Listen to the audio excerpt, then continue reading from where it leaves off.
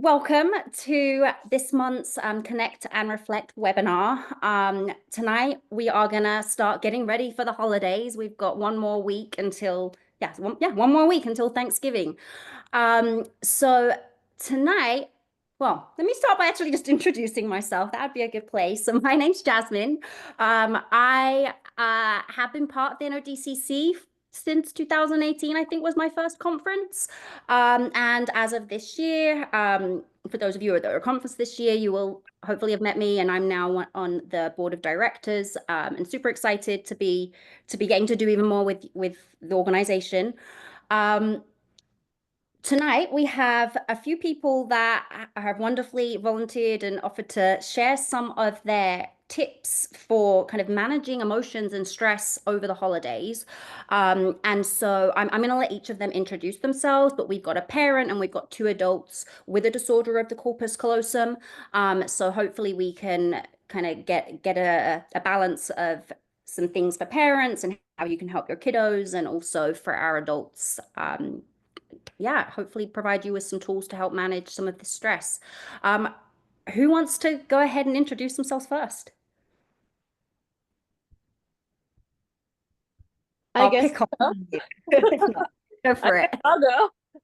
My name is Alexa. I have partial agenesis of the corpus callosum. I found out about my ACC when I was born, pretty much, but my parents told me when I was 4 or 5.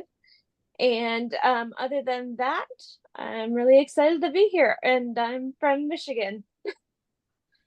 Thank you. All right, Michael, you want to go next? Yeah, sure. So I have partial agenesis of the corpus callosum. I also have ADHD and OCD.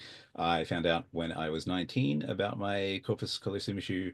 I'm involved with AusDoc, the Australian version of the NODCC, and or the equivalent, I guess. And obviously in Australia. Thank you. All right, Bridget. Hi, I'm Bridget Rosebeary, and I do marketing for a living. Go figure, the marketer has marketed her Zoom background. But I have a son, Greg, who has hypoplasia of the corpus callosum, and we found out when he was almost 2, not quite. And I have volunteered on the communications committee for the NODCC for several years now, started kind of during COVID. And have been to 2 conferences now with my husband. So. All right. Well, thank you. By the way, I love the background. Just realized, like, perfect. Okay, so obviously tonight we are talking about stress over the holidays. For those of you that may not have seen it, there is a webinar from a year ago that I did, which is more me kind of talking a little bit about the research. But tonight we're going to get some lived experiences. I think the reality is the holidays are just stressful for everyone, regardless. But add in having either a child with or your own sensory challenges and social difficulties, and there's so much going on at once, and routines change, and it's a lot. So the hope for tonight is just to talk about some of the ways that you will maybe prepare for the holidays, how you manage as big emotions come up, and any advice you have that can hopefully help families and our other DCCers through this. So what I'm going to do is kind of switch between directing some of these questions to Bridget so we can get the parent perspective, and then to Lexi and Michael. So if you don't mind, Bridget, I'm going to kind of get us going with a question for you. And we'll start with just like preparing, seeing as that's kind of the phase we're in right now. Are there any particular ways that you and your family prepare for the holidays, and in a way to try and, make sure everyone kind of feels included and safe? Yeah, so we really try to lean into our son's interests and the things that he likes, the things, and pick activities and things like that that we think he can handle. Of course, we always want to try and push him a little bit, and ourselves out of our comfort zones, but also keeping in mind, that we want to be mindful of how much we do that.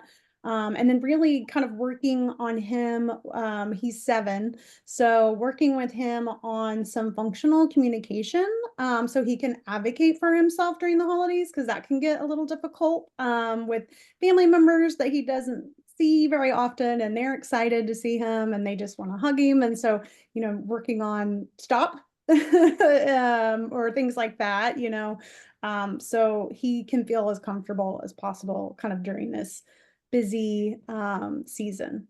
So. Mm-hmm. Yeah, great. Thank you. You mentioned kind of picking at activities that he's going to enjoy, but also at the same time kind of pushing those getting out of the comfort zone a little bit. Could you talk a bit more about that and kind of, yeah, how, because I feel like this question's come up before, like how much do you push that comfort zone and what does that look like? Yeah. So we definitely try to pick things that we think he'll have an interest in. And sometimes it, works out great and he loves it. And sometimes we can tell he's getting overwhelmed. He's starting to repeat words a lot, giving us kind of his signs and signals. And we always are just prepared to leave, and do something else, sit in the corner and just do whatever we need to do to accommodate to make it easier for him, is what we try to do. But again, knowing that, hey, we tried it, he already got out of his comfort zone by being somewhere new, that's like just being somewhere that he's not used to, is a challenge, and seeing different people and doing all that stuff. So we try to not just hide him away at home and, do things here and there, but being mindful of how much and, for how long. And if it's just not fun, if there's really zero fun being had, then for anybody, we're like, let's just call it good and go home and eat fruit snacks. So Yeah. I mean, as you were saying this, I was just thinking about what we know about like kind of the core features. And we know that novelty and just complex situations can be challenging if you've got a disorder of the corpus callosum.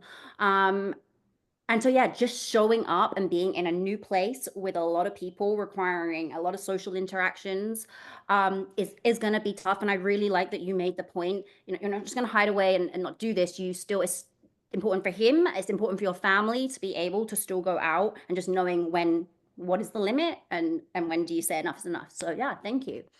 Okay, now for Michael and Lexi, either of you can jump in, whoever wants to, and you can both answer. I'll leave this up to you.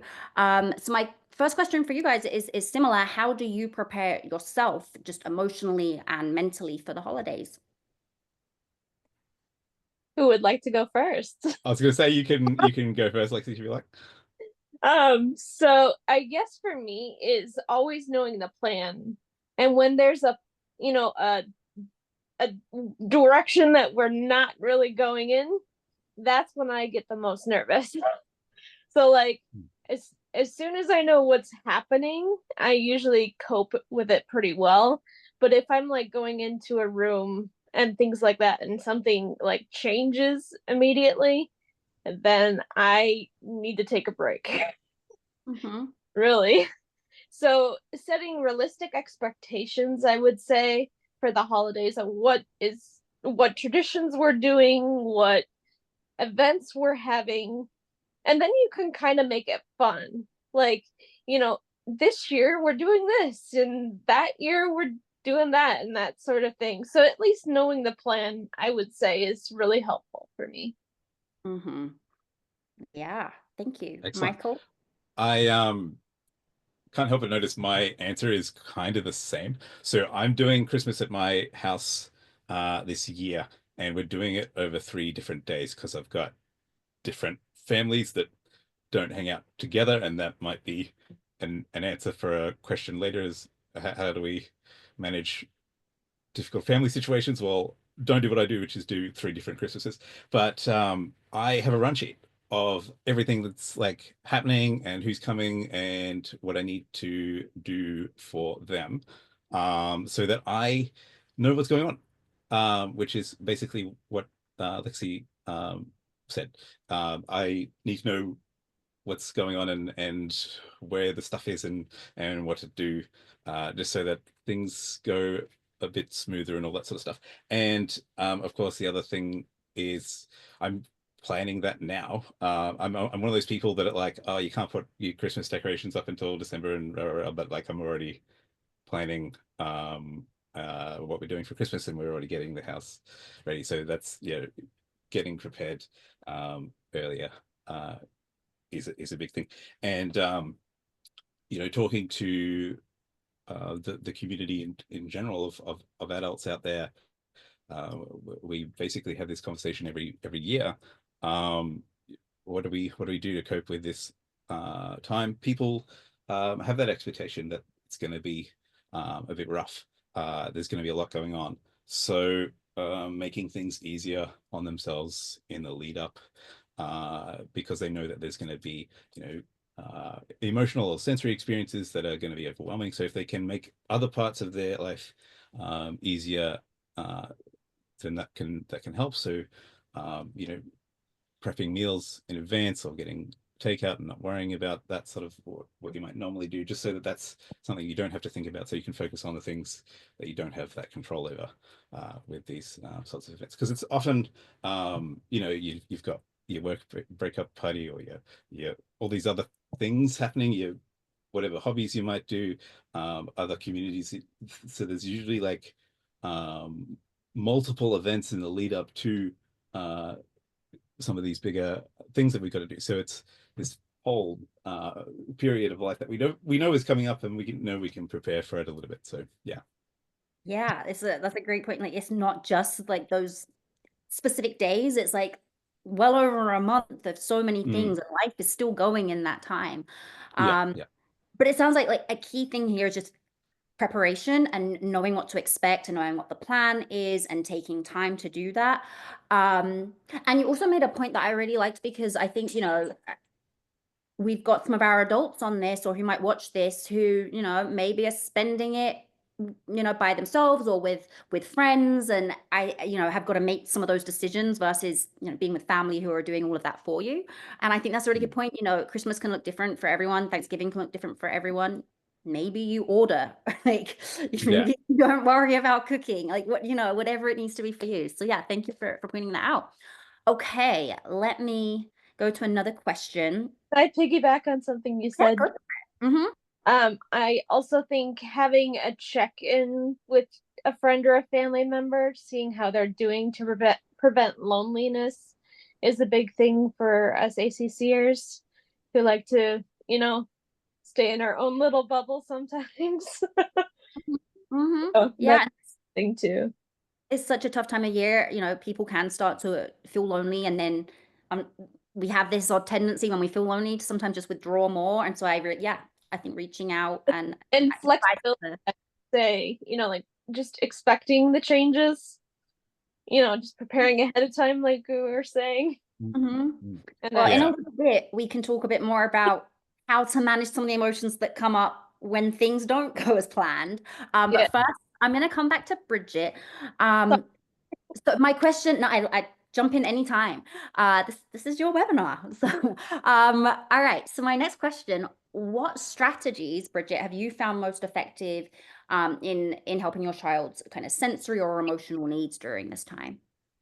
Yeah, so we really try to not schedule too much, because we were just saying before this, like, Barbara's like, I've got something every week from now until, Christmas. And so it can be really easy to overschedule and do all that stuff. And so we really try to be mindful of the events or activities we plan that are going to involve him, because I get even overwhelmed by all of it. And so really just making sure that we limit the amount of things, and that we're making sure that there's some downtime in between events, whether that's days, or if we're, right at Christmas or Thanksgiving and we have 4 dinners to go to with different families, trying to space it out, or, making sure we have time to come home and just relax. He can play on his iPad.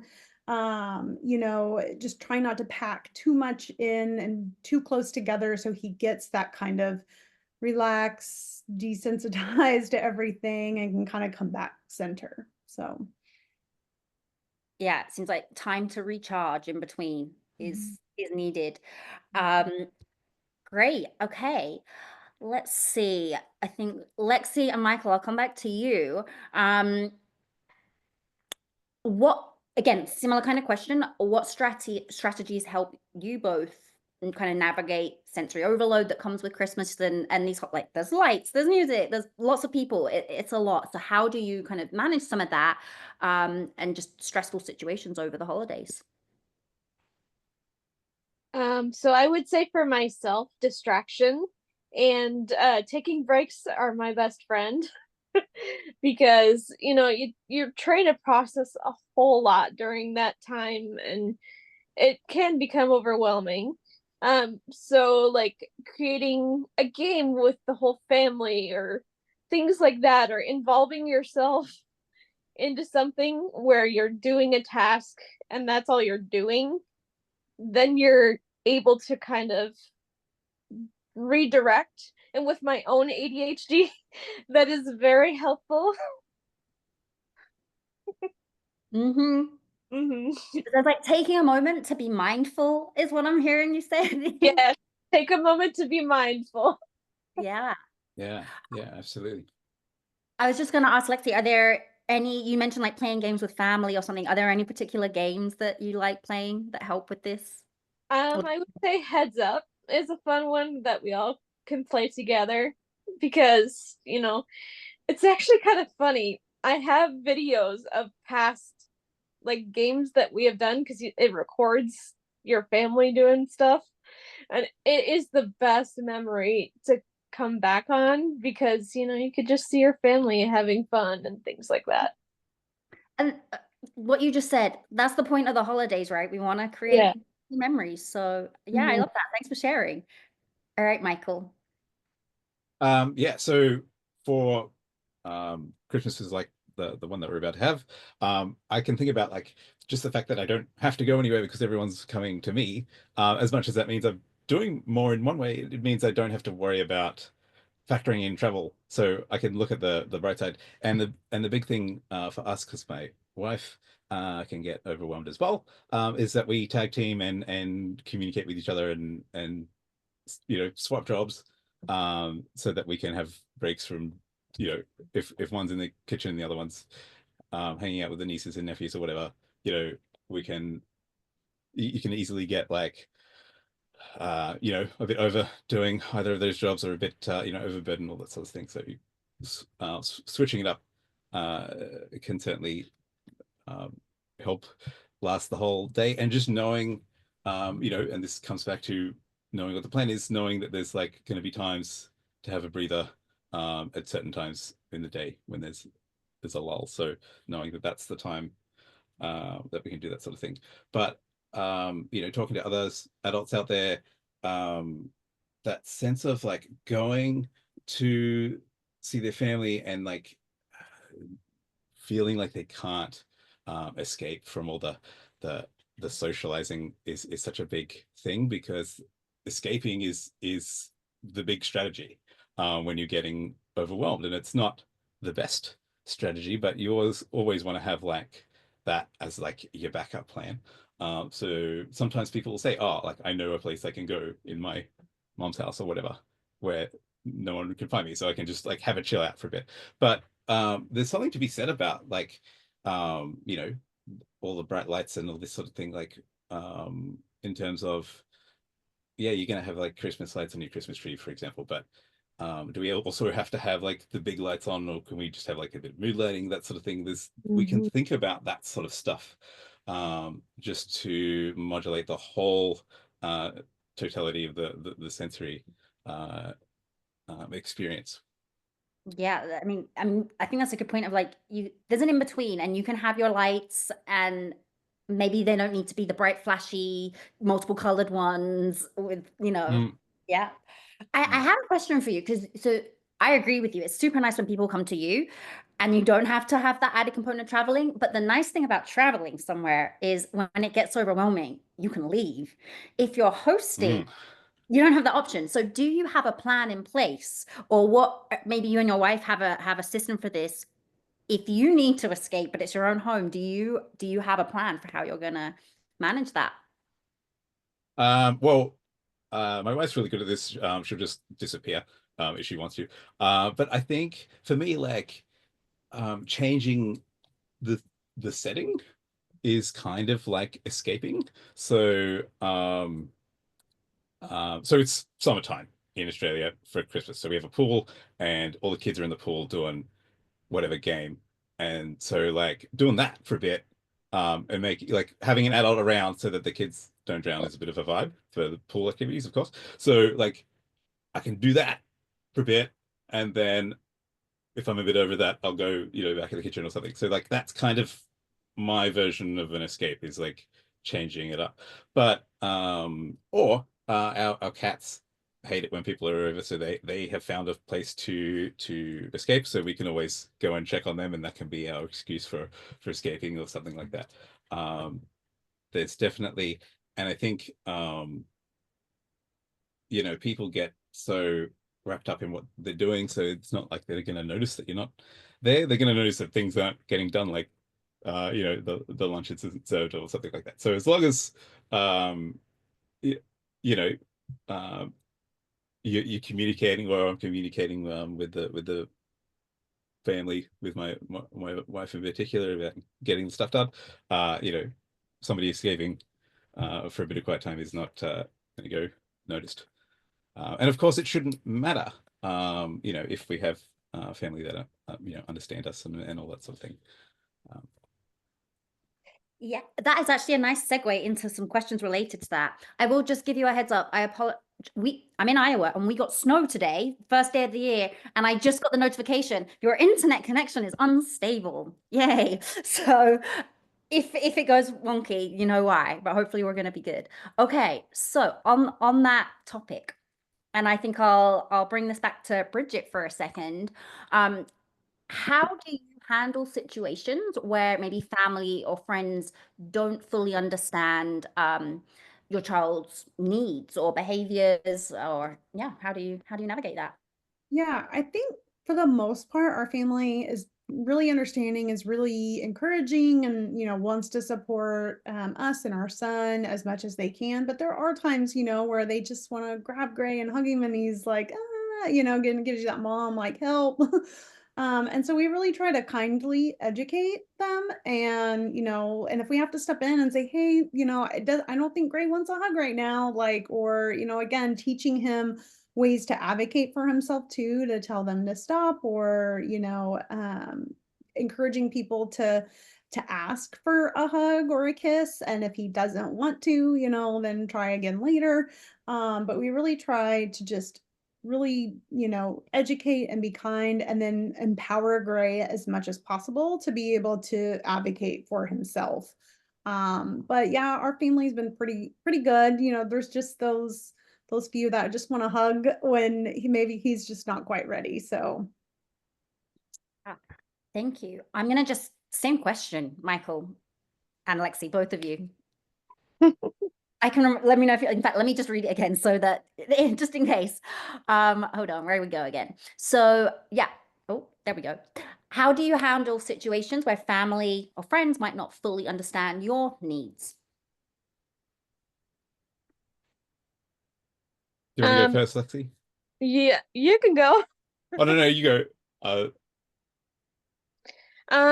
So I guess I would say that you need to be honest with people about your own strengths and weaknesses and things like that. And if they're not understanding of that, set a boundary.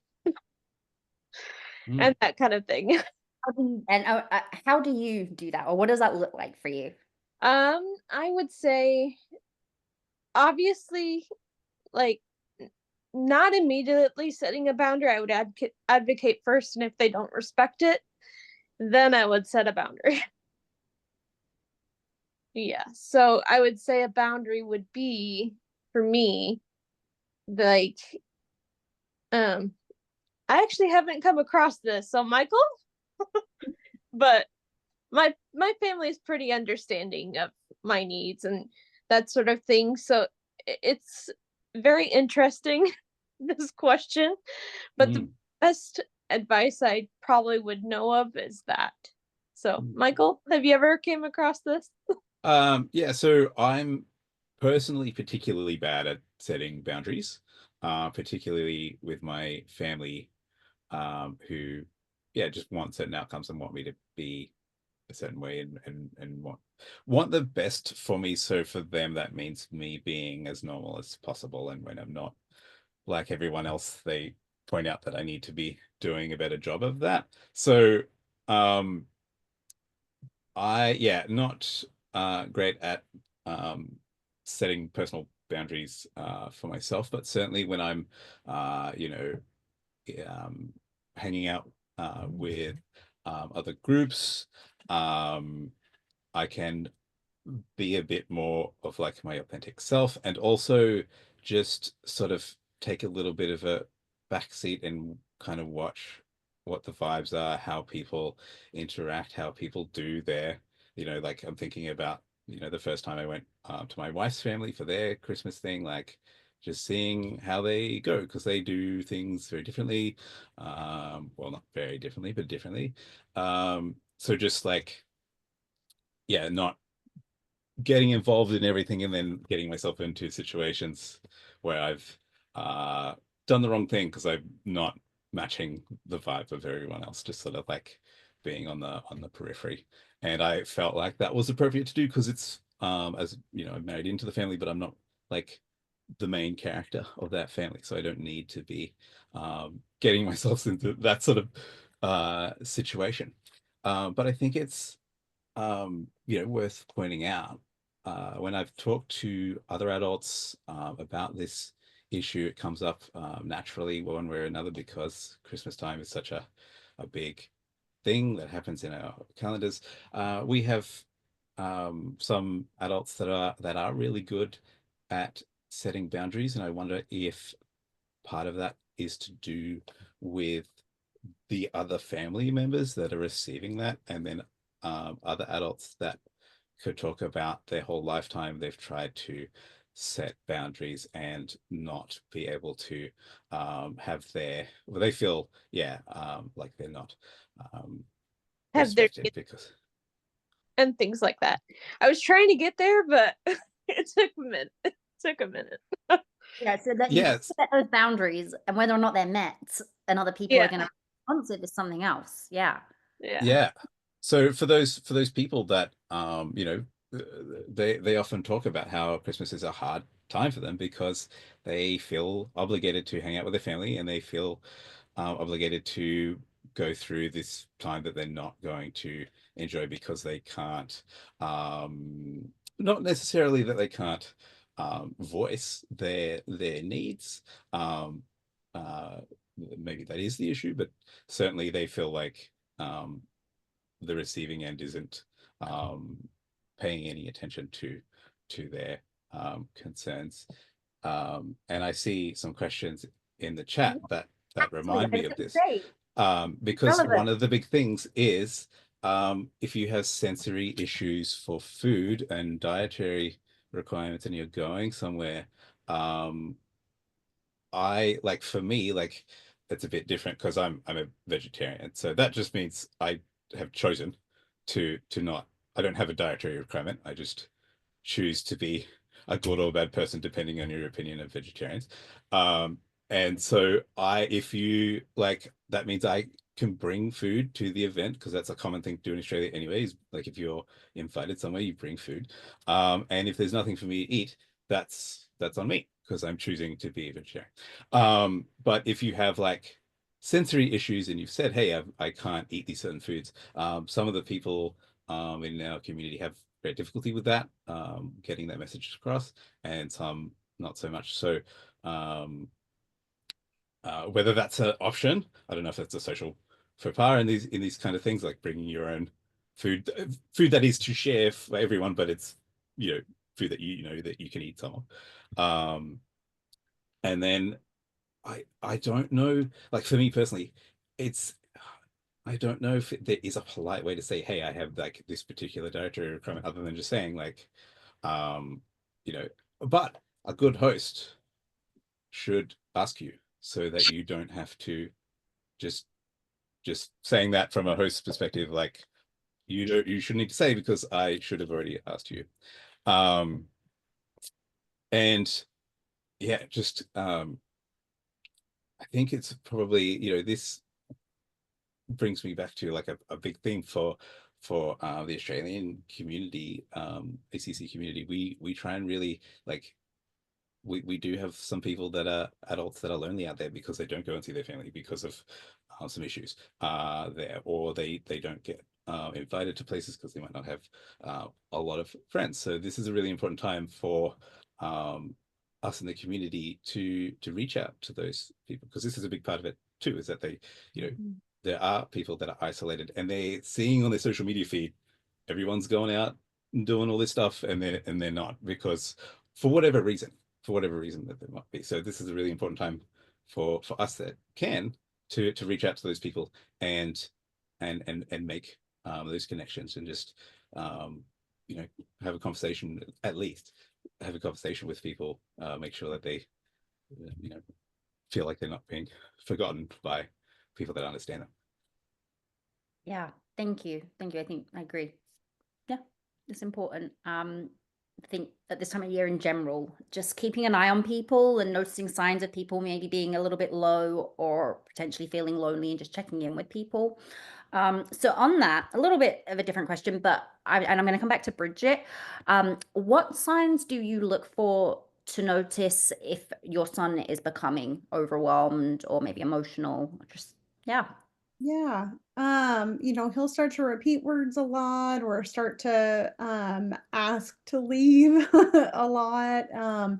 Or you know, kind of just be at our side, like, hey, you know, can I go home, or I want to watch the TV, or, you know, whatever. He might start requesting things more.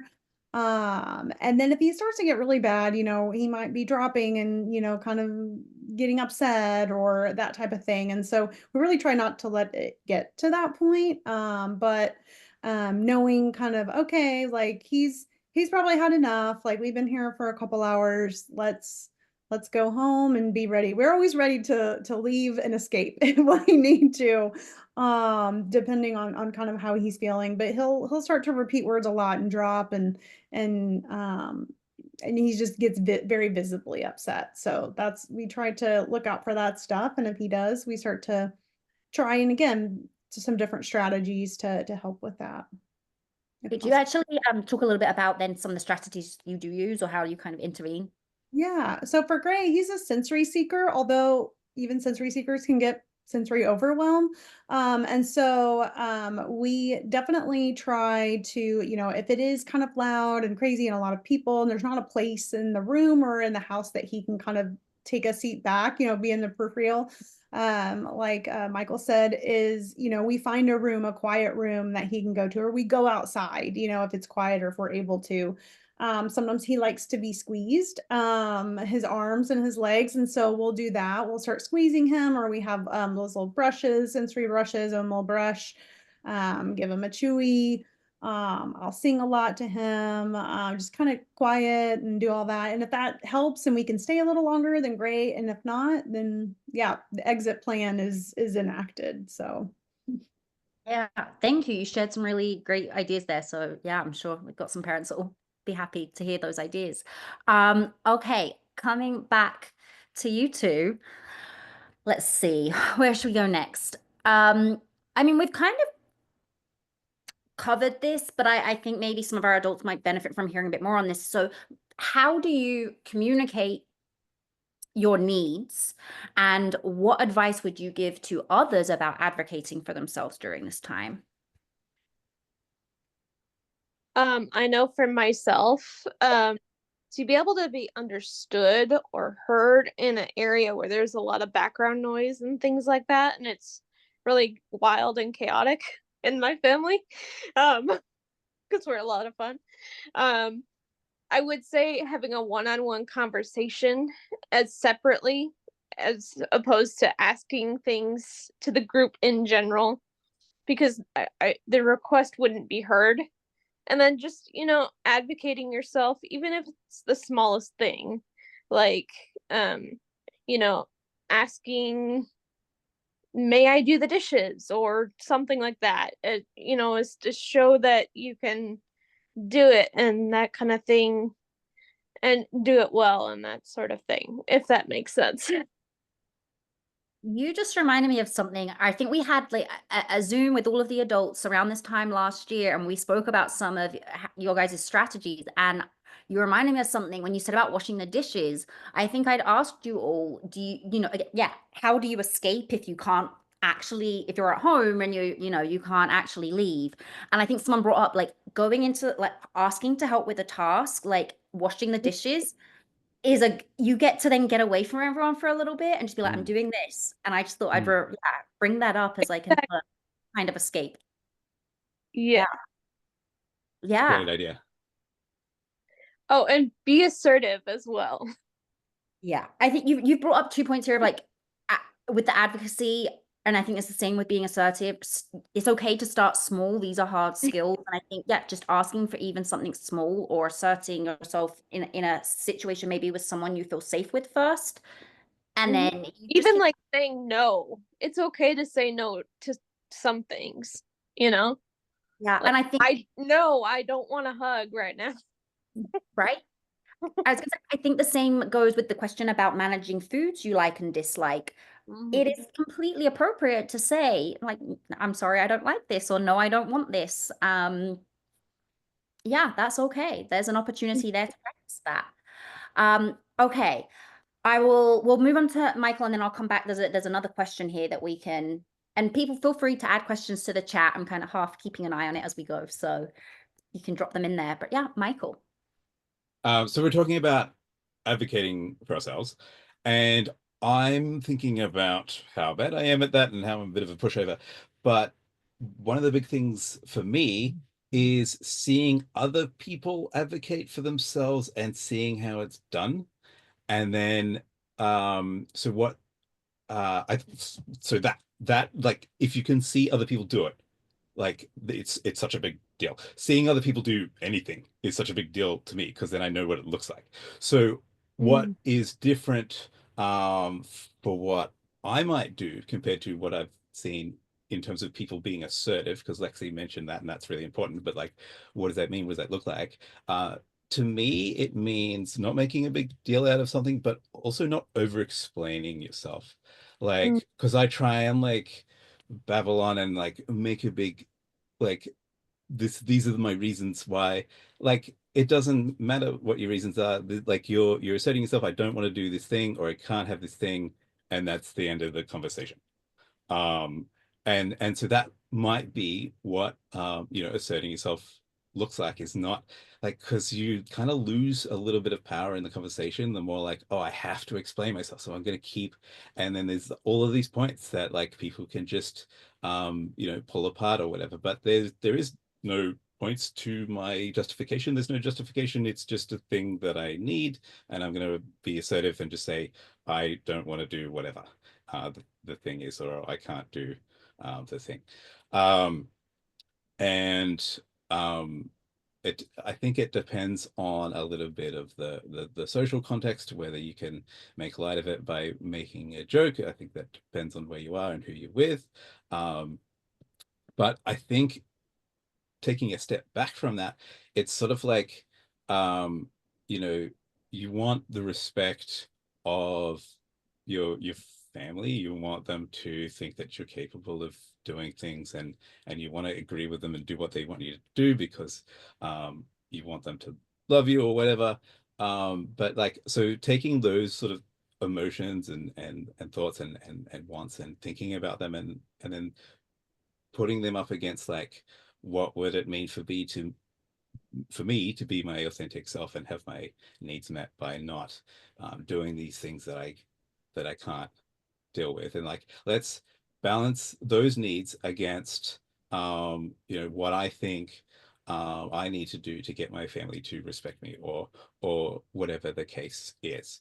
You might be with friends or something like that. So like, if you assert yourself in a lot of these situations, sometimes it's not a big deal, and people uh, you know get on with these things. But let's say like, you lost a friendship, because that could be like a worst case scenario that I can imagine. Like, is it actually that bad to lose a friendship of someone that doesn't actually respect you? Like, you know, the outcome is probably going to be somewhere in between. those two extremes. But being able to be your true self and feel safe and not have to do things that you can't do, or you know, I often think it's about, you know, if I managing spoons, to use that analogy. I don't know if you guys use that sort of terminology, or in a, you know, sensory context. For example, if I do this, I can't. I'm going to shut down for the rest of the day, or if it, you know, it's going to be really hard for me to to do other things. So I want to save. Don't want to do this. I want to, you know, save myself. Or I have a, you know, sensory issue with a particular food. So this is going to derail me, kind of thing, for the rest of the night. So I'm going to say no now, and then get that freedom of being who I actually am and get to participate in everything else. And it's just that whole thing of like, people might not understand and think that you're being unreasonable, but you know that you're not. So that having that confidence inside to say that this is a reasonable thing to assert myself over, I'm not being unreasonable. And maybe if people get aggro about it and think, you know, you're being unreasonable, maybe that doesn't matter so much. So and that's really hard space to navigate, but that's the thing of, you know, stepping back and thinking about what relationship are we talking about. You know, I'm going to need to have that conversation multiple times if it is somebody important in my family that I'm going to stay connected with, and we can have a, you know, longer conversation about it. But this is an issue that's going to keep coming up if I'm going to maintain a relationship with them. So I need to, you know, start being my authentic self eventually, and do these sorts of things. So I think, yeah, thinking about asserting yourself, really thinking about what it would mean for you to succeed in that, and thinking about the context of the relationships that we're talking, because you got to do it all of the time, and sometimes you know, some relationships are more important than others. So it's a big thing to think about. But for me, the big thing was like just seeing other people do it, not over explain themselves. And because even like over explaining yourself, I didn't know what that looks like until I saw it, and it doesn't look like anything because they're not doing anything, because they're not explaining themselves, because they've stopped. And I was like, oh, that worked for that guy. And it, like, you know, changed. That's me in a lot of social situations, is like watching somebody else get in trouble and being like, oh, I'm not going to do that, or watching somebody else succeed in doing a particular thing and be like, oh, that's how you do that, that's how you ask for whatever, or do this particular thing. So yeah, and sometimes we can't see that in our own lives. And I know this is getting a little bit abstract, but like, that's why like fiction is so important, like reading books, watching movies, like for me, to, you know, imagine what would happen to characters in situations that I haven't been in. That's what fiction does. So, and I don't know if the advice is watch movies until you see someone assert themselves and then do what the guy did in the movie, because that's terrible advice. But I think there is some truth to that. And Yeah. the advice I'm hearing, and I think especially for maybe parents that could be useful here, is parents and just family members can help model some of these behaviors. And perhaps especially this is where parents and family members can step in and kind of set some of those boundaries, or advocate for you know, for kids early on, so that they get to see and hear that language and see how that's done. And it sounds like getting to see others do that is really helpful. For the sake of time, I'm gonna move on. I'm gonna do a question from our Q&A here, and then I've got some other questions. But how do you manage loud environments for Thanksgiving? And I guess this would apply to Christmas too. And anyone can answer this. I actually so I have ADHD myself, and so I hear everything and hear nothing sometimes. And so my husband's like, I've been talking to you, and I'm like, well, I've gotten really good at canceling out noises, and then sometimes I'm not, sometimes I can't. And so there are, and I can't remember the brand, but there are these they're not earplugs, but they go in your ears and they're like a funnel. And so they harness sound. So it kind of helps to filter out some of the background noise, but you can still hear people that you're close to and talking to. And so I have found those really helpful, especially like in noisy restaurants or, a room that, has a lot of echoing or a lot of people in it. And then sometimes, yeah, it's taking a conversation outside or to a different room if it needed to, and taking a break. But those have been helpful when you're kind of stuck in a loud room. And you still want to be a part of things, but filter out some of that noise. And then I think, headphones too, if that's something you just really need to get a lot of the noise out, noise canceling headphones. Do either of you? I mean, I think that I completely agree. Answers the question. Absolutely. That pretty much, because there are so many, different kinds you can get now that just dim the sound, block out the sound. You can get all different varieties. So yeah. Okay. So a question I want to come back to, well, something you've kind of all brought up. Things get tough when they're unexpected or plans change. That's when it seems like some of these difficult emotions come up. How do you manage that? Or yeah, any little tips that you have for others for those moments? And as you're doing this, I have to go grab my charger quickly because I'm not well prepared tonight and my laptop is gonna die, but I'm here and I'm listening. So I'll open it up to all of you, whoever wants to go.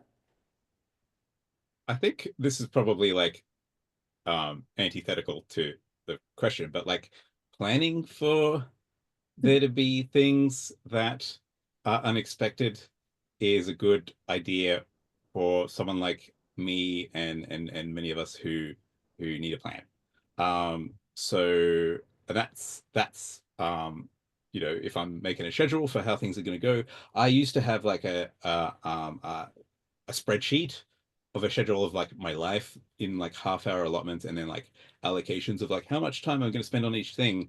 And I had like more than 24 hours of stuff to do for each 24-hour period, and I wasn't getting it done. I was wondering why. And then like, so that was obviously like my maths was the bad part of that, but also scheduling in like buffer zones for things to go wrong, and having backup plans, and just thinking about, if I have no space for things to go wrong, then like that's bad planning.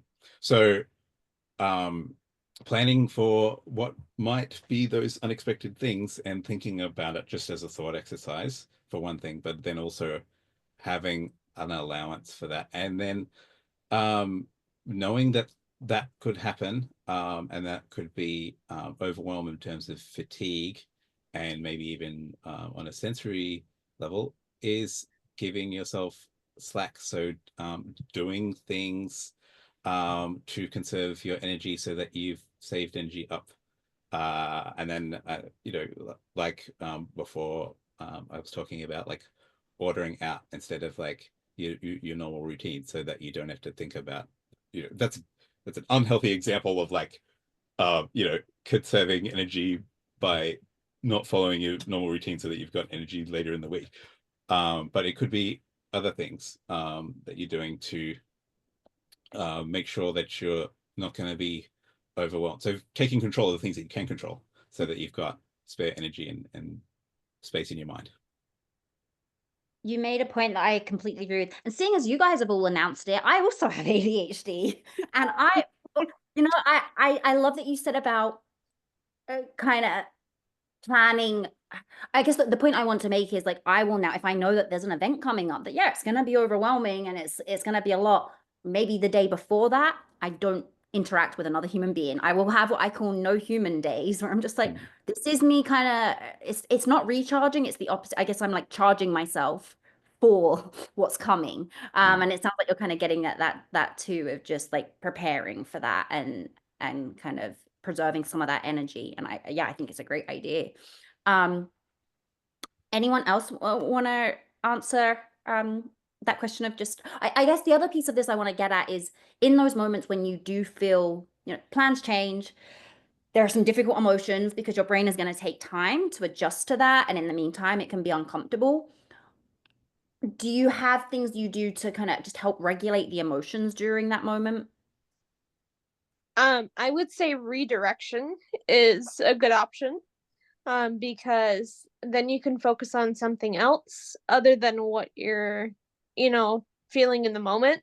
And then just revisit how you felt and how it changed, like over time, like, or something like that. How it changed from when it was to where it is, that kind of thing. So, like, yeah. So, anyways, what I'm trying to get at is that it's good to kind of revisit it after you've kind of gone through it. Yeah. And Regulate first. Yeah. Yeah. Okay, so given time, I'm going to move on to another question. I'm going to come back to Bridget. And my question for you, well, let me first say, I think for our parents and caregivers, I think one of the most helpful things you can be doing to help your kids or grown-ups with a DCC is like looking after yourself during this time and making sure you're regulated. And that's going to put you in the best position to kind of help co-regulate and to be as supportive as you can be. If you guys are emotional and exhausted, it's going to be harder. So what do you do for yourself to help take care of yourself? And any advice for our other parents and caregivers to look after themselves over the holidays? Yeah. So I will not say I'm perfect at this. I'm still learning and I'm still working on this, but I really do try to have time for my, even if it's in the evening after Gray's gone to sleep, like take a bath and just kind of relax and do, some things that I want to do. Me and my husband, we go to therapy every week. And so that's always helpful too, because it's time that's set aside, and sometimes we go together, sometimes we go, separately. And so just kind of talking through things with each other, and with someone else is helpful. Kind of spending time with friends that recharge me and I can vent to, or whatever it may be. And then getting like good sleep and trying to eat a meal and do all of those things that if I don't get sleep, I'm a crabby Abby, and if I don't eat, I get hangry. And so trying to be mindful of those things so I'm in the best possible kind of even physical space to emotionally be there. And the things that we've taught Gray to help him emotionally regulate, I'll use those too, like take a deep breath, like let's just sit here and relax, and like let's listen to some music or ASMR or whatever it is to kind of like bring us down, and then okay, now let's tackle what we need to do. So Yeah, great. Thank you. Okay. So I want to just I know we do have some questions that we've kind of already gone through. I want to open it up. If anyone has questions, please put it in the chat. Now would be a good time. One that has come up that I will come back to, and I think Michael, this be a good question. So this is one specifically asking for someone who doesn't eat bread or meat. How do we say no to those particular foods? Thing is, you don't eat meat. Do you have language like an exact set of words that you use to just say to someone like, yeah, in a polite way, I don't eat meat? Yeah, so not really. I would I would just offer to bring food. So I don't know, and I don't want to like, is that like normal at Christmas time in America? So I, I because and that earlier that I agree with. Good hosts will normally check in about, not that people are bad hosts if they don't do that, but people often will, and I think that's your opportunity to say, cool. I don't eat this. I'm happy to bring something. I think Yeah, most yeah, people like tend to be considerate of, like, a lot of people don't eat meat, and I think that's a yeah, pretty normal one to just communicate by. And actually I think this is one where I think, at least, I mean, I'm someone that eats pretty much everything, so I don't know, but I think what I would want to do in this situation is, if I've had the invite, that would probably be the moment to say, by the way, I don't eat this, whatever it is. Let me know yeah, if I bring something, or yeah, is it okay if I do bring something? I think it's yeah. totally appropriate to ask those questions. I don't know if anyone else wants to chime in here on this, but I think it's totally appropriate to use it. So centering it around like, you're inviting me to a thing, I'm gonna bring food. And I'm like, well, happens to be that I'm vegetarian. Um, so I'm gonna bring something vegetarian and it's gonna be made of like this thing. Do you already have a dish that's too similar? Otherwise, I can make something else. So you're telling them without telling them, and you're centering it around like, I'm gonna bring a thing that I can eat, obviously. And it's gonna be something that like everybody likes, or enough people like to warrant it being brought. You know what I mean? Um, and like I have a group of friends that I hang out with once a month, and there's a couple of celiacs, so they need gluten free. So like I just know that like I'm bringing something, I'm bringing like two different versions, or like the gluten free version. So that's another common one where you would just say like, hey, I'm gonna bring this thing and it's gluten free, and then you're just saying like that's a gentle way of like being like, I'm not gonna eat your main thing that you've made because it's got gluten or meat or whatever in it. And that's, you're not saying that you hate the cooking. You're just saying, this is my contribution, and other people can have it as well, if they also have that need, which is, like you said, Jasmin, it's not uncommon. Those sorts of things. Mhm. It seems like there are some other questions kind of related to this topic, and I'm thinking maybe for the adults, when we have our next kind of Zoom in December, we can maybe work on some of just coming up with some of this language of just what do you send in a text, or what do you say to someone ahead of time, or because the other question that's come up is, how do we say it's too loud in an environment and we need a break? How do we say that we're having anxiety? And I think these are things we can definitely, and I'm just conscious of time right now, but in our if we have a Zoom next month, well, we can chat about this.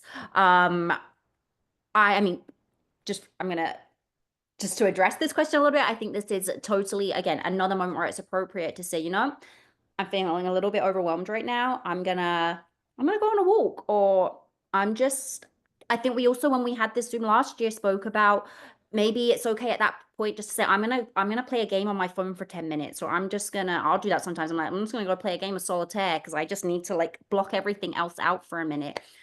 So yeah, we can definitely talk more about this when we have our kind of adult meeting. But I want to just end with one kind of question to all of you. Any advice, if you could leave people with anything you wish you had known before, or you wish people did differently, anything you want to leave everyone with? I think mine is I don't want this to come off like in a negative way, but like lowering expectations or having no expectations, or just going into things and just let the adventure of seeing how it goes, and we will embrace whatever happens. And it's a learning experience. Every experience is a learning experience. We learned that driving through Christmas lights is like hell on earth for Gray, because he's confined to a car, he's in there, it's hot, like it's just a lot, nothing's happening. But we have found that like walking through the lights is way more fun, and like, he gets to be outside and run around and like experience things. So just kind of managing expectations, trying things, and not being too hard on yourself or your child, or who, whatever it may be, to have this perfect experience or memory that it's all great. We'll laugh at the bad ones later, and we'll just that's part of the fun, and experimenting, and seeing how things go. So that's my piece for the holidays. Yeah, thank you. Oh, we have a question related to that. How do you make driving through Christmas lights fun?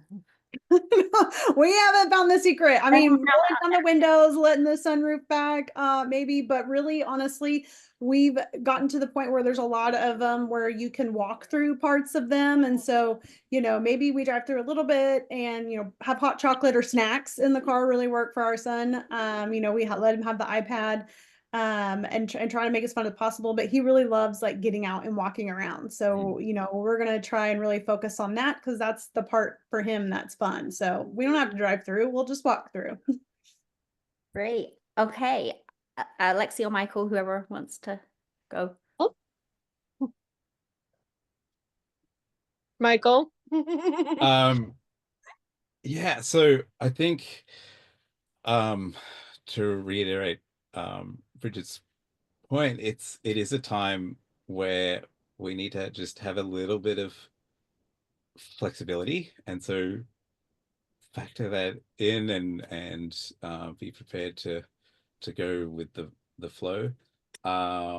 And you know, we might have encounters that we know are coming up with family members that we know are going to be a bit rough. But we've had experiences throughout the year on a smaller scale where we've interacted with people and had to ask them, you know, assert our needs.